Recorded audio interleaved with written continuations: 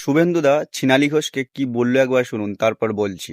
বিহারের ইলেকশনের পর এসআইআর যেভাবে লাগু হলো, বিহারের ইলেকশনের পর বিজেপি যদি ক্ষমতায় আসে তাহলে মাথা উঁচু করে চলতে পারবে তো সায়নের পক্ষে? ওর কথার উত্তর আমি দেব, আপনি একটু লেভেল রেখে কথা বলুন। ওই রকম গ্রুপ ডি কর্মচারীর কথার উত্তর আমি দিই না। তৃণমূল তো একটা কোম্পানি, তার কর্মচারীদের লেভেল আছে। ও হচ্ছে গ্রুপ ডি। শুভেন্দুদার এইসব বলার পিছনে কিন্তু অনেকগুলো কারণ আছে। সায়নী ঘোষ যখন বক্তৃতা দেন, আপনারা কেউ শুনেছেন কিনা জানি না, খুব বাজে বাজে কটূক্তি করেন আমাদের শুভেন্দু দাদাকে নিয়ে, মোদিজিকে নিয়ে, অমিত শাহকে নিয়ে, যোগীজিকে নিয়ে খুব বাজে বাজে মন্তব্য করেন। মোদিজিকে চাওয়ালা বলা থেকে শুরু করে শুভেন্দু দাকে কেউ চেনে না।